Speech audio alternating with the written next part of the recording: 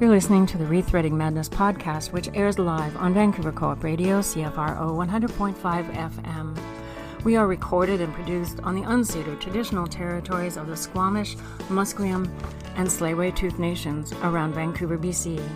I'm your host, Bernadine Fox, and this is the show that dares to change how we think about mental health. Welcome to our show. I've never been further, knowing what the hell I'm gonna do when I can't seem to find my way under or over or through. I'm Bernadine Fox, and today I'm talking with Rob Wipond about his book titled Your Consent is Not Required: The Rise in Psychiatric Detentions, Forced Treatment, and Abusive Guardianships. One of the stories he talks about in this book is about Vince Geisler, who was laid off over the phone. And I'm not going to read the whole story verbatim, but I hope to give you a good sense of what happened to Vince. He was a field technician for a Vancouver wireless communications company, and he and the human resources director never really got along. After hanging up from being laid off, Geisler did some welding and then went to the neighborhood shopping mall for lunch. And when he exited the mall, he saw a van and police officers with guns drawn. Rob writes, according to the police records, the street had been cordoned off by about 10 officers, including an emergency tactical team with assault rifles and a sniper. They called Geisler out. He walked over perplexed. Geisler was calm and cooperative, thus stated the police records. Police told Geisler that he was being arrested under the mental health law, slapped handcuffs on him, and loaded him into a van. Geisler was dumbfounded and asked to speak with a lawyer. He would ask several more times to do so, to no avail. At the hospital, a psychiatrist asked Geisler how he was feeling, and he said he was a little stressed out because he had just been laid off and then basically kidnapped, brought to the hospital, and denied a lawyer. Apparently, and I'm going to quote here, the human resources director had called the police alleging that Geisler had said to her, "I may as well walk off, put a gun in my mouth, and blow my brains out."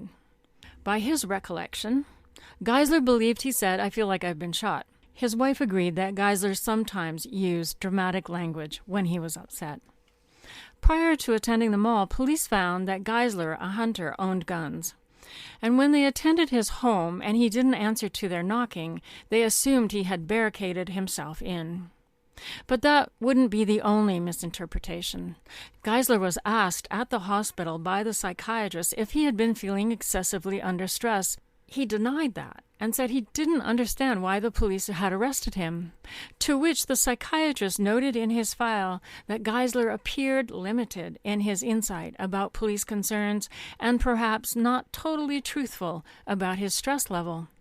When asked what meds he was on, Geisler listed a couple but forgot to mention the antidepressant. When reminded, Geisler told the psychiatrist it was for his ADHD, to which the psychiatrist wrote, quote, "It certainly would appear from his prescription of antidepressants that he has been on for some time that he has been depressed, and which he has denied. Given his lack of honesty or forthrightness, for his safety, he is being detained." Geisler was locked in seclusion, ordered to change into a hospital gown, and his wife was prevented from seeing him. His psychiatric record was stamped incapable of appreciating the nature of treatment and his need for it. And when Geisler expressed outrage at being detained and continued to ask for a lawyer, security guards came with a nurse demanding he take medication. He woke up 16 hours later. He had been given 4 different antipsychotics and a sedative. The next morning, a second psychiatrist saw him and noted that Geisler was neither suicidal or homicidal, and that he had no evidence of having a serious mental disorder, and he was discharged. Geisler felt he had been mentally raped and noted that cattle have more rights being transported to the slaughterhouse than people do under BC's Mental Health Act. Think this doesn't happen often? Stay tuned for my conversation with Rob Wipond. So, Rob, you have written this book that I have read portions of. I have not read the whole thing. but it's a shocking expose on our mental health fields here in North America, not just in Canada, but in the USA. And I wanted to sort of follow up with my last show with Glenn Grigg on trying to define what mental health is. And I wanted to know whether or not you, after all of this research, do you have a definition for mental health? I probably have two answers to that question. One is it's what somebody described to me as, or labeled as, a pancrestin. Today in society, mental health has become pancrestin. I didn't know that word when this person suggested it to me. I had to look it up, but it's a very apt way of describing what's happened. So a pancrestin is basically something that has so many possible definitions that it basically means nothing at all. And today, we even have like technical sounding terms like mental illness is a biopsychosocial problem, Right. which is really to say it could be anything. It could be biological. It could be social. It could be psychological. It could be any of those, any combination of those. So that's kind of what's happened in society right now. Is I think it's very unfortunate and dangerous, and I'll get into that being part two of my answer in a moment, to do this. But mental health has come to mean all things to all people. It can mean anything at all. In fact, people often use it to mean mental illness, right? They'll say, oh, we have mental health problems in this country. Right. Mental health is an issue today, right? We need to pass mental health laws to control mass shooters, right? This is how people talk. And you're like, really? Okay. So that's my main problem. Is I don't think it means anything. People just mean it to mean anything at all. Second part of that, and this is directly relevant to my book, is at the same time, it has an enormously powerful connotation. And the connotation is that it has something to do with a medical issue, health. So when we say the health of the mind or the health of the brain, now we're in a world of medicine, at least by connotation, by inference, by implication. And that's what's dangerous, because we've just slipped into it backwards. Nobody's really established or proven that, in fact, the mind has a state that is quote unquote healthy versus not. In fact, I think that whole way of thinking can be very restrictive. And yeah, so it's been medicalized, the term. And in my pathologized. And pathologized, exactly. The next step after mental health is you either have it or you don't, or you're slipping from it, all of these things. And again, these ideas are somehow becoming defined in medical terms. Right. You've done a lot of research, and I will tell you, I was very impressed with the amount of research you've done and trying to track down things like, well, let's just start with diagnosis. We have the Diagnostic Standard Manual. That is what DSM means, right? Yes. Diagnostic and Statistical Manual of Mental Disorders. Thank you. And it has, I don't know, I think 300 different diagnoses in it. And can you briefly tell me how they come up with those diagnoses? Well, they've just built up over time. Psychiatrists, psychologists, other mental health professionals who are in that process that's led by the American Psychiatric Association get together in various committees and just discuss syndromes, symptoms, ways that people are behaving, and they decide together whether or not they're going to define them as an illness. And they put the illness in the book, and they vote, a majority vote wins. Everybody thinks it's an illness, or they don't think it's an illness. Yeah, and that's how false memory syndrome got bantered about. It was made in the living room of a pedophile, I believe. That's true. I don't know the history of it, but yes, that's one that's come and gone to some degree. And as well, homosexuality was at one point defined as a form of mental illness in the DSM, and then got removed as a result of public protest, essentially.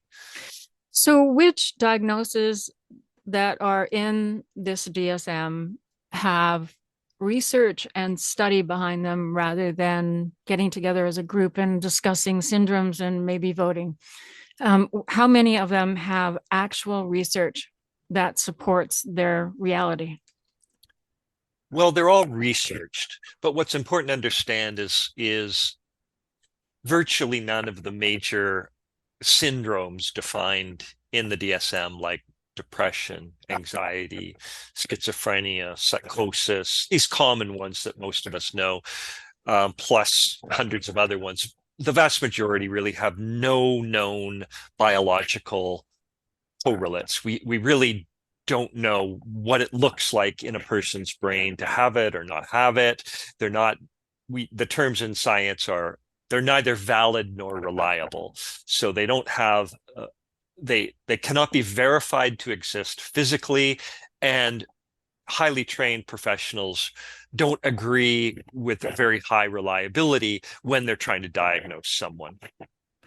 Yes, and they have to diagnose quickly, right? Because what I was told is that the DSM came out of doctors and psychiatrists needing to bill insurance companies, and the insurance companies required a diagnosis to be able to bill.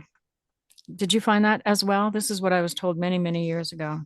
And Well, so it's become a major function and purpose of the DSM. A version of it pre-existed that tendency, but definitely its evolution over time has been in a large part driven by that and its popularity and its uses. Yes, now you basically cannot bill through most insurance companies in a mental health context without having given someone one of these labels from the book. So yeah, it's very, very important in an insurance context. so that's where we get into people walking into a psychiatrist's office and 15, 30 minutes later walking out with a diagnosis.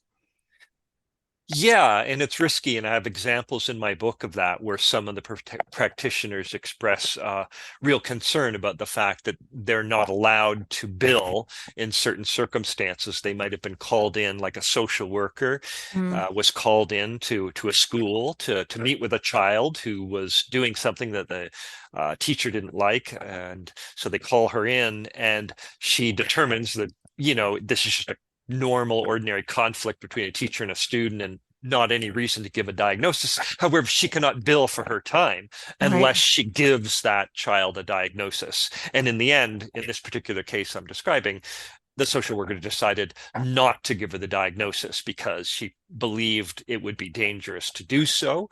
And in fact, then their company had to swallow the cost of her time. Right. You mentioned there's no biological, I don't know what term you use, but I will say markers.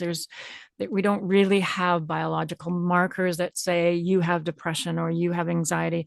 But I know that in our current society that people are constantly, say, defining depression as a chemical imbalance. I probably have done it myself until I read your book. Can you explain to listeners where the problem with calling it a chemical imbalance comes from? Well, this was a term that was sort of cooked up in reverse. When people, it really kind of started with depression and the marketing of antidepressant drugs in particular.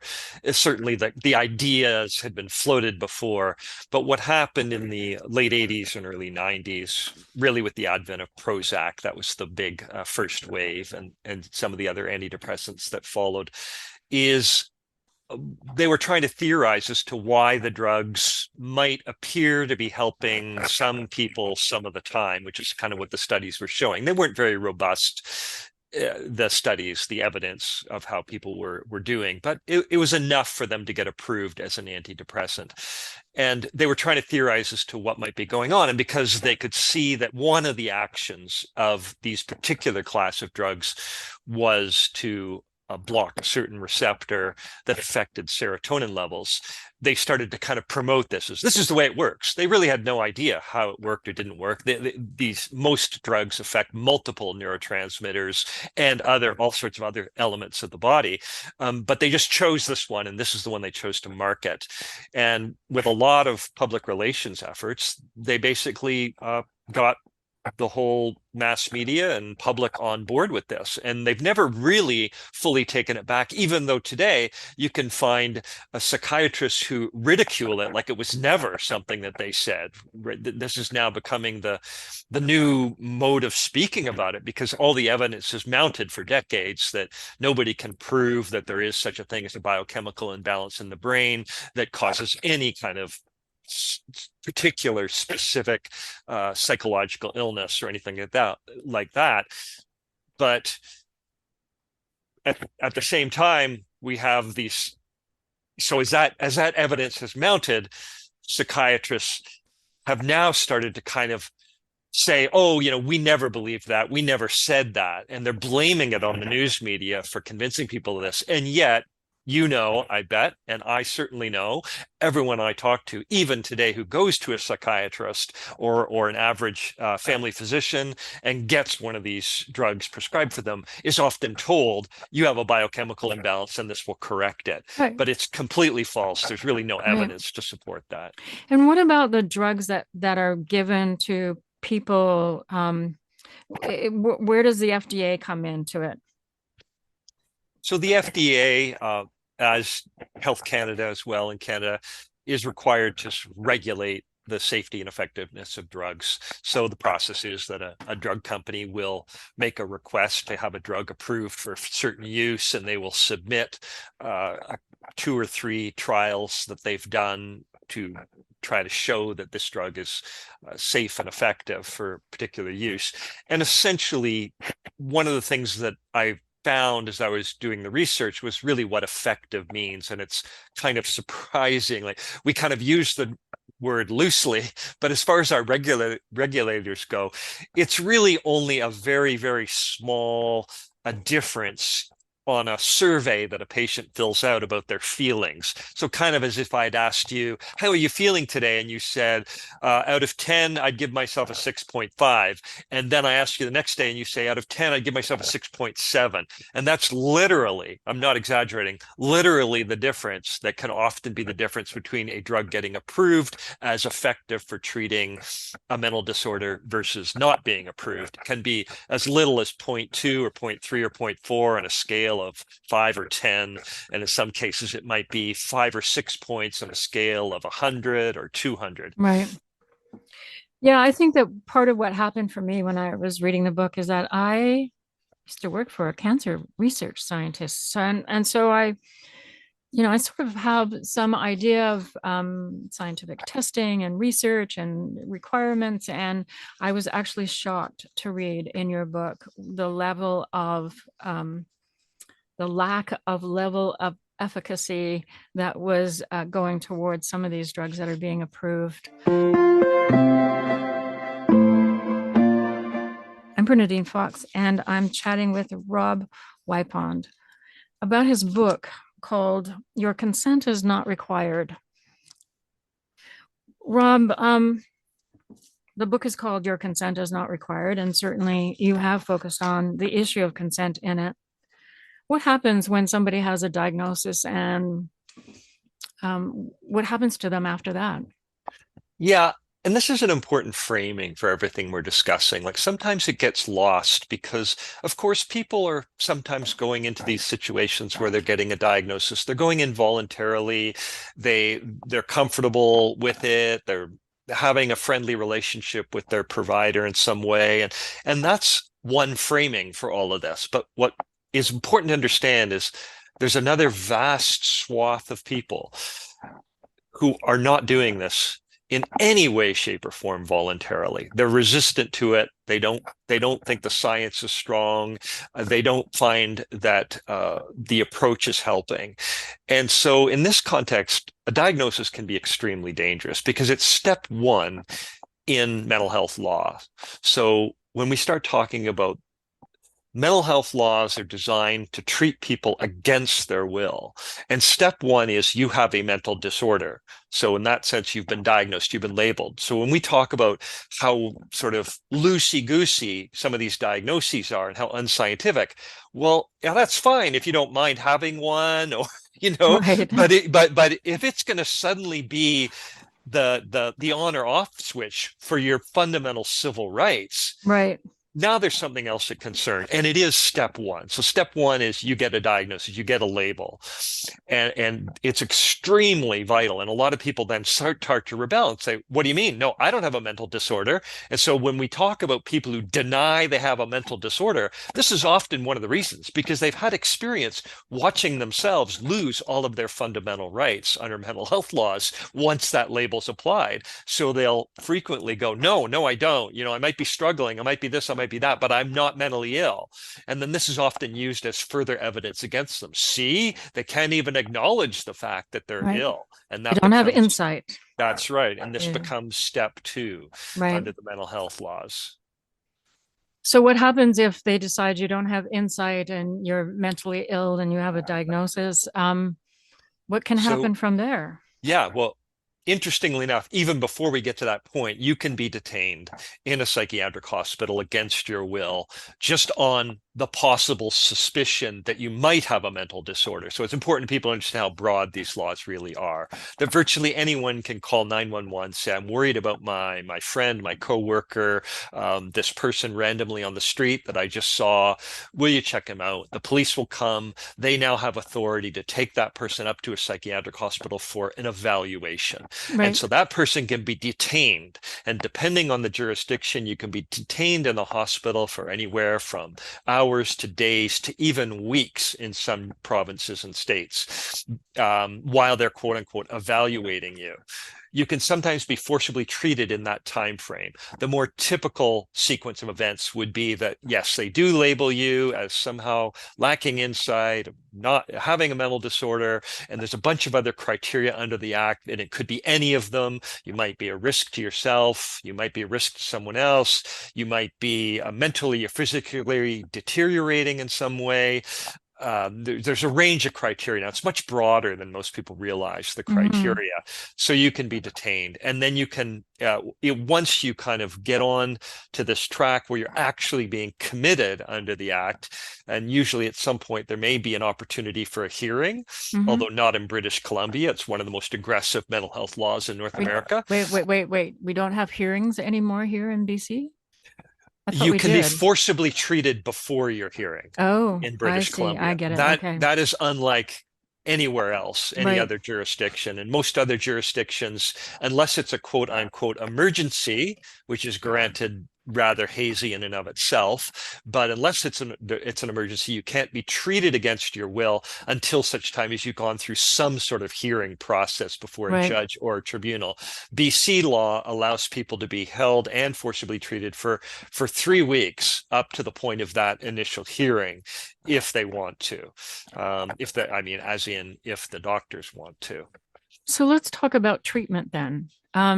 Without your consent, what can they do? What kinds of things can they prescribe or do when you're committed to a psych ward? Well, I don't want to sound sensationalist here, but one of the really disturbing things about the way these laws are written is the answer to that is virtually anything, because it's basically whatever a doctor has decided is reasonable possible treatment. As defined today under the medical profession. There's nothing in our mental health law specifically says you can do this, you can't do that, you can do this, you can't do that. So it becomes very much about just sort of what's accepted currently within the medical profession as appropriate treatment. And that can be a broad exercise. In reality, what's actually going on today, most commonly, people are being drugged with psychotropic drugs. And usually it's not something like an antidepressant. It would more often be an antipsychotic tranquilizing drug of some kind. That's usually what's used in forced treatment situations. That plus a sedative drug of some kind. So that it's usually even a combination of the two. So that's the most common thing. The other thing that's not uncommon, it varies from jurisdiction to jurisdiction, but is electroconvulsive therapy or electroshock. And yes, and now there are other treatments that are sometimes used, but those are the really, really common ones. So the other things that I know of from folks I've talked to or from reading your book is that they can force you to take off your clothes. And if you choose not to, they will forcibly strip you They'll use restraints that are also physical as much as chemical. And the psychotropics or the antipsychotics are used to basically provide a chemical restraint. They use seclusion. Does that amount to isolation or? Yeah, yeah. All of those things you described is totally accurate and very, very, very common.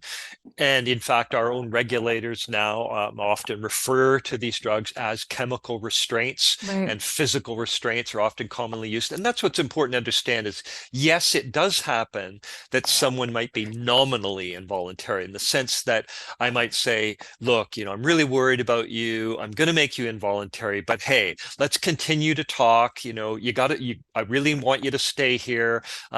Have you ever tried any medications like this before? What worked for you? What didn't? Right? We can have a very collaborative, genial, respectful relationship. Right. And I would call that a nominally involuntary situation.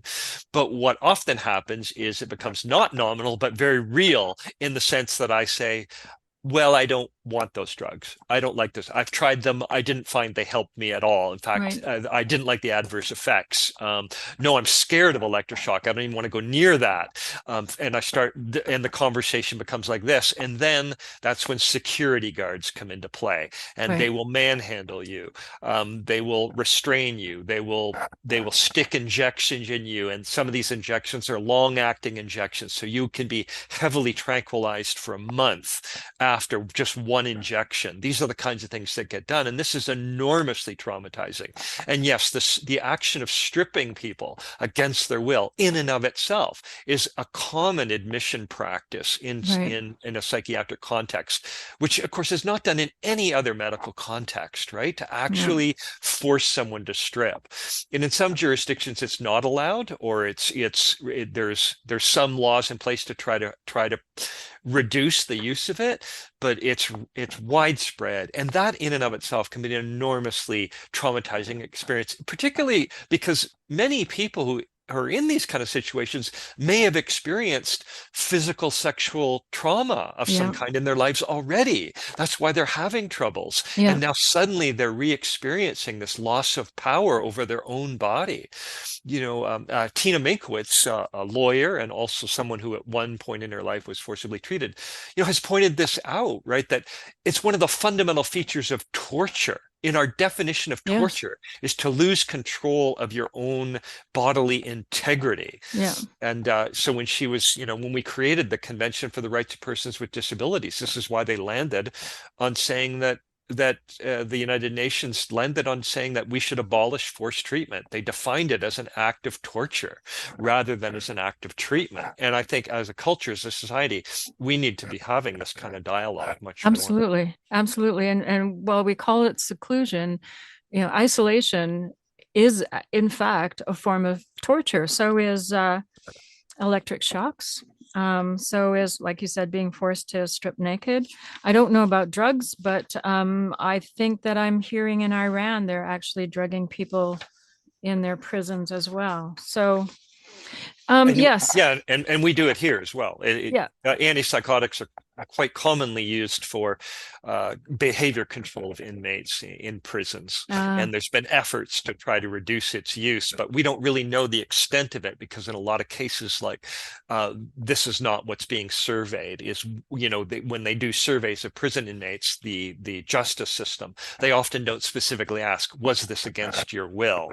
There's a whole book on this topic, a great book looking at the use of it in prisons and other institutions in our society. Right. So yeah, that's a big concern in of itself. I also am hearing more and more out in the world that ECT is different than when it was back when it was barbaric, and that it's very gentle and it's very precise, and so therefore it's very effective. But from reading your book, what I got out of your book, and you can correct me if I'm wrong, is that they still don't know how ECT might help things, except that they do know, and even the manufacturer said that it will cause brain damage. So they're literally damaging the brain and causing a lot of things. Loss of memory is just one of them, I think.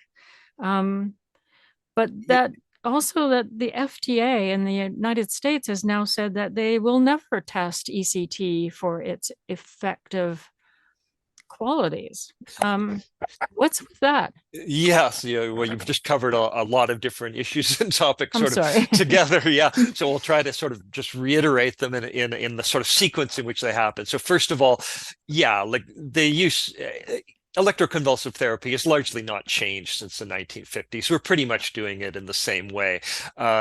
They introduced the use of anesthetics and paralyzing drugs back in the 50s because people were actually getting the intensity of the shocks were so strong, and the intensity of the seizures that people had were so powerful that people were rupturing bones in the beds when this was happening. So they realized to do this, they had to introduce the use of these other drugs that basically knock you out and paralyze your muscles so that you can kind of survive the experience a little bit more safely, but still it's a very risky procedure.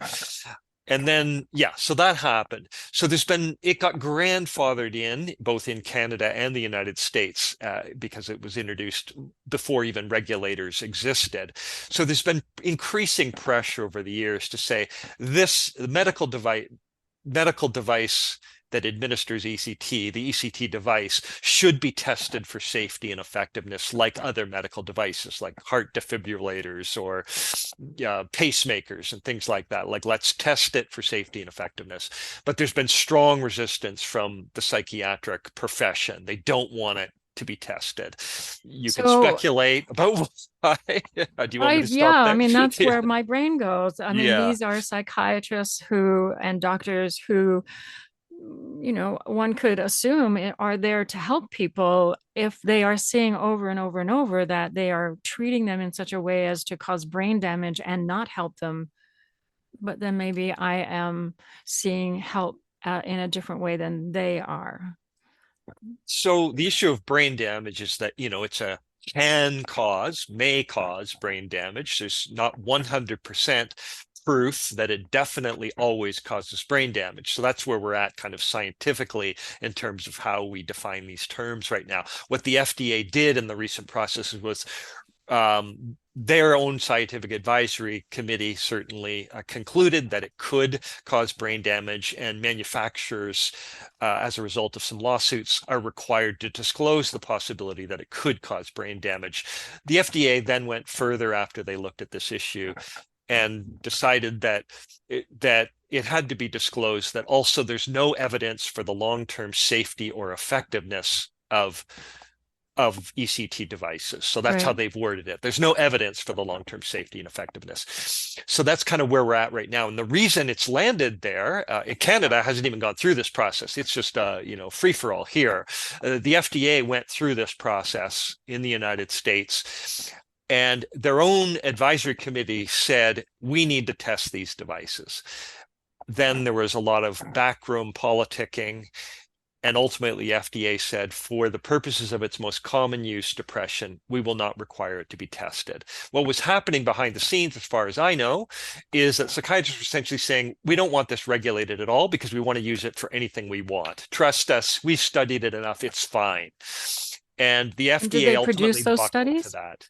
Can they produce those studies? Well, they produce all kinds of studies about ECT, and then, and occasionally the latest critic to rise up is Professor John Reed out of the UK, who's looked at a lot of those and frequently shows what poor quality these studies are. They're basically propaganda exercises to support ECT, and that's pretty much where the FDA Scientific Advisory Committee landed as well. They said a lot of these studies are really not of high quality.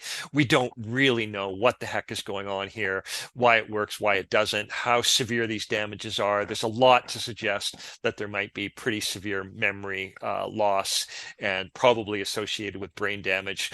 We should test these devices more rigorously. That's where we landed. So yes, so there's certainly lots of studies. You can go out there and find them, but when you look into them, you find this looks more like somebody's really just trying to convince you ECT is a great thing, not somebody really doing a rigorous, neutral scientific test. One of the things that I did after reading parts of your book was I wanted to test efficacy of involuntary treatments on suicide rates.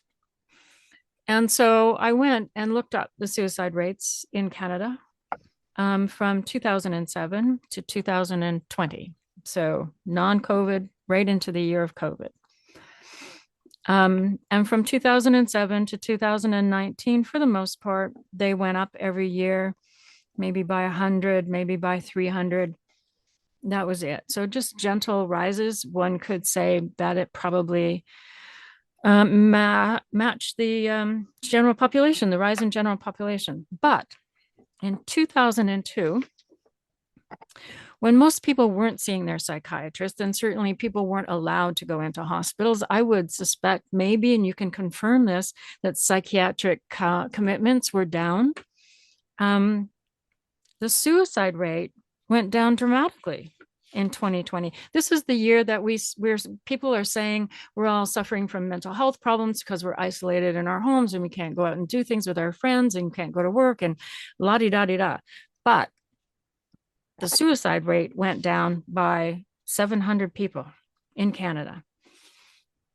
So to me, that sort of relates to this forced commitment and what happens to people in it. And I was hoping that you could talk a little bit more about how effective forced treatment is and what happens when we don't have consent over our treatment.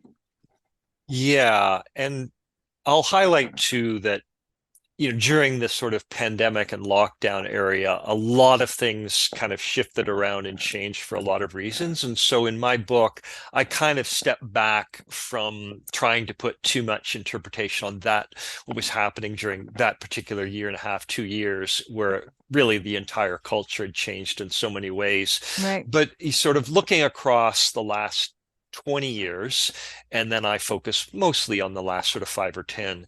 What we're seeing is, contrary to common belief, the rates of people being detained in psychiatric hospitals against their will have been increasing quite steadily and really quite dramatically. And that would be, for example, rates have been doubling in a decade.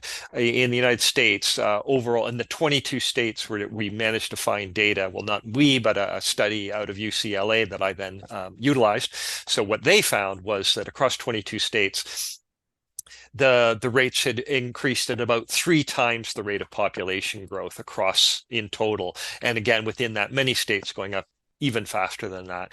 So this is what we're seeing. And people would ask, well, how can that be when I've heard that we've closed all these large asylums and institutions? We have so few beds, there's a shortage. And what I show is that's not true either. So it's certainly true that we closed large asylums, but it's not true that we have so many fewer beds today. And there was a study on this specifically, in fact, 2 studies in the United States that the government, internal government studies that looked at the question, how many beds do we actually have? And this is not commonly talked about. Well, in fact, there's been dramatic increases in the number of beds overall. And those increases are sort of reflected in the Department of Defense and Veterans Administration hospitals, in private hospitals, in more public hospitals that are smaller.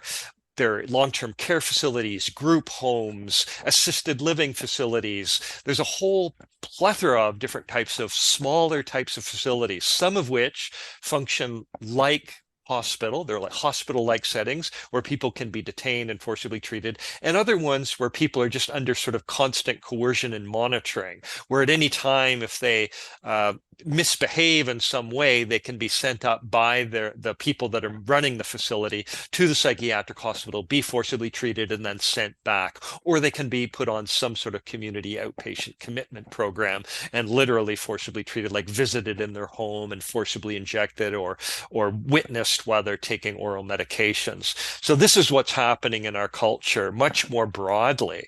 And that's what I really explore in the book, is the use of involuntary commitment powers and psychiatric detention powers against an increasingly wide range of people throughout the culture. Some that seem legitimate, quote unquote legitimate, and some that are clearly questionable and or outright illegal and illegitimate uses of these extraordinary powers. it seems to me that, I mean, I want to go to the place of why are they doing this? But that would imply that somebody has a grand plan to get everybody diagnosed with a mental health issue, or at least the majority of them, so that they can prescribe and diagnose and have power over. But then that starts to sound a little crazy. Why is this happening? Is it just something that's gone run amok, or and nobody's paid attention, or? Well, there's enormous buy-in to the mental health system overall in our culture, right? There's been enormous efforts to sort of propagate this notion that practically everybody has a mental health problem and practically everybody should seek treatment. And if you're doing that voluntarily and with consent, and you find it helpful, okay.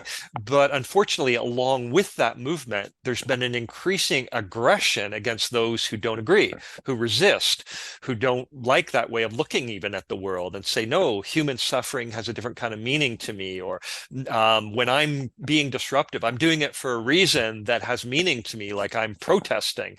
And these are examples that I find in the book and I show are becoming really common, is that, for example, to look at it in one institution, the school system in both Canada and the United States, but they really rely on these kinds of legal powers more and more. So if a child is misbehaving in class, disruptive, distressed, whatever their cause, right? However legitimate the cause of their distress or disruption might be, if you actually delve into it, perhaps something terrible has happened in that child's life. They lost a loved one or something. This is now interpreted as a quote unquote mental health problem that requires medical intervention. And often it will be a teacher or a school administrator or a social worker that visits a school that'll get that child sent up to the local psychiatric hospital, where the child will be detained and potentially coercively treated in some way. So there's a slew of examples of that in different kind of cultural, social context right now that I explore in the book. Now I was of the opinion that if you walk into a psychiatric facility and say, I need help, you voluntarily put yourself there. You get to choose whether or not you take the drugs, and you get to choose when you want to walk out. That doesn't seem to be valid given what you're talking about in this book. Can you talk a little bit about that? No, and I think it's a risk that everybody should be aware of. So it's very easy to be flipped from voluntary to involuntary.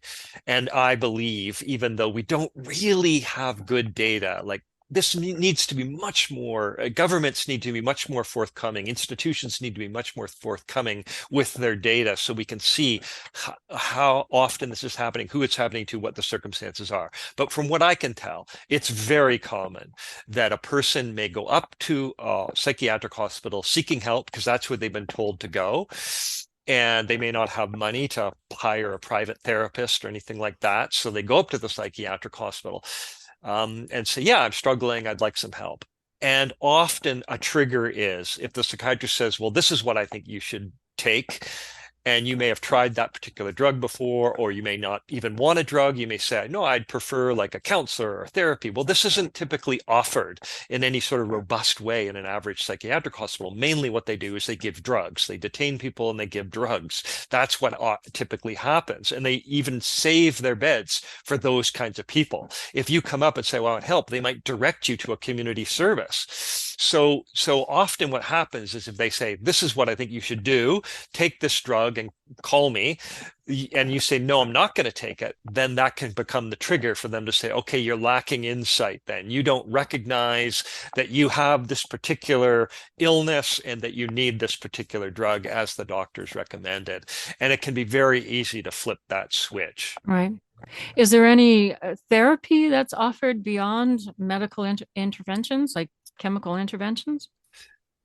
There's often a little bit of group therapy type discussion things that you might get, like, once every couple days if you're interested in that sort of thing. But no, in most psychiatric hospitals, there's no very particularly intensive non-drug approaches. And even if in some cases there are, like at the more robust private hospitals, for example, in the US, sometimes they'll offer a broader suite of things, dance movement therapy or things like that.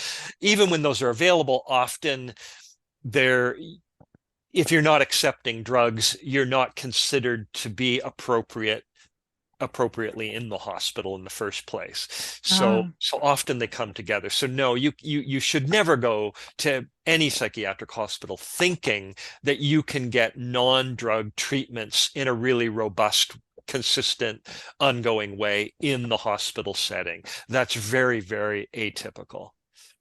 Yeah, it's kind of a fallacy in some way, because they do say, if you're feeling not okay, make sure you check in with your ER, your doctor or something. And it sounds to me like for some people that could be re-traumatizing. For maybe a lot of people, it can be re-traumatizing. Yeah, it's potential. Yeah, and really this gets into the question of you asked earlier, why are we doing it? And I think that there's an enormous paternalism within the medical profession around people labeled with mental illnesses. And that paternalism has existed really for hundreds of years, and it still exists today. So there is simply a very strong belief we know best. Right. You're mentally ill, and we know what's best for you. And trust us on this. You will thank us in the end. Right. But what I found is that, in fact, in most cases, in a large number of cases, it's hard to say most because, again, we don't have great data, but certainly in a large percentage of cases, people aren't grateful. They don't appreciate it at all. They don't like that sense of disempowerment. They do feel re-traumatized by the experience, and the drugs don't make them feel better. And in fact, they make them feel worse in a lot of cases. And it's very unfortunate, I think, that more psychiatrists do not simply acknowledge that and openly talk about the challenge of treating people in that kind of context, and that we need to be a lot more careful. I'm concerned and disturbed by the lack, even though psychiatrists know this. They absolutely know it because they see it every day, because they're dealing with people putting up resistance every day. Instead of really talking about that, they continue to deny that these people's perspectives have validity.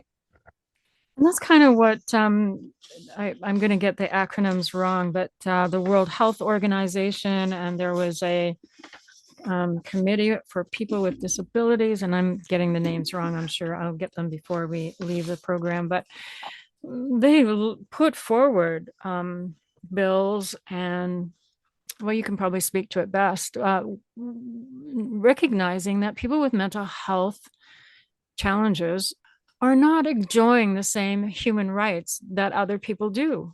Can you speak to that a little bit?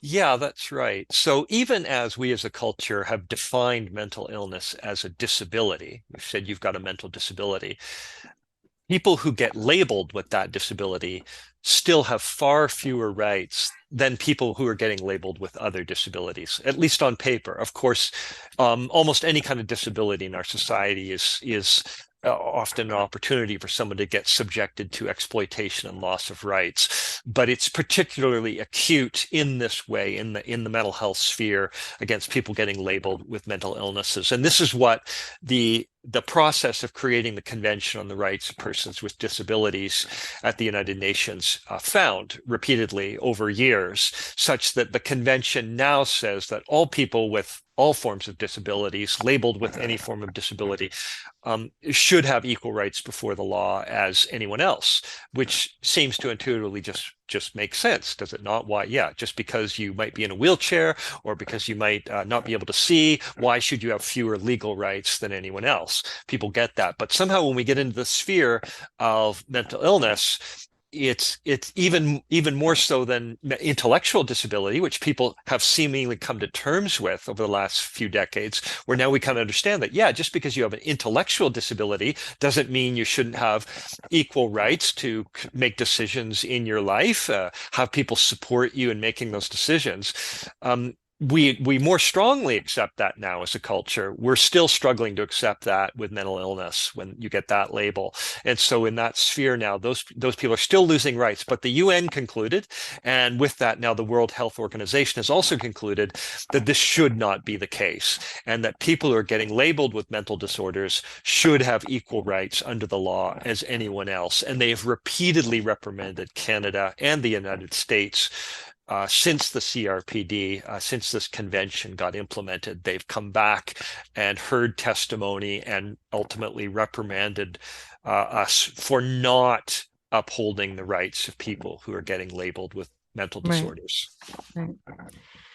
That is a great description. It is shocking, but it does represent what I hear over and over and over, is ways in which people who have and live with mental health challenges have their human rights taken away from them all the time, and nobody bats an eye. It's just so normalized. We just assume, or society just assumes, that that's what is appropriate, and the psychiatrists are taking care of it, and yada yada yada. And in fact, that's not what's happening.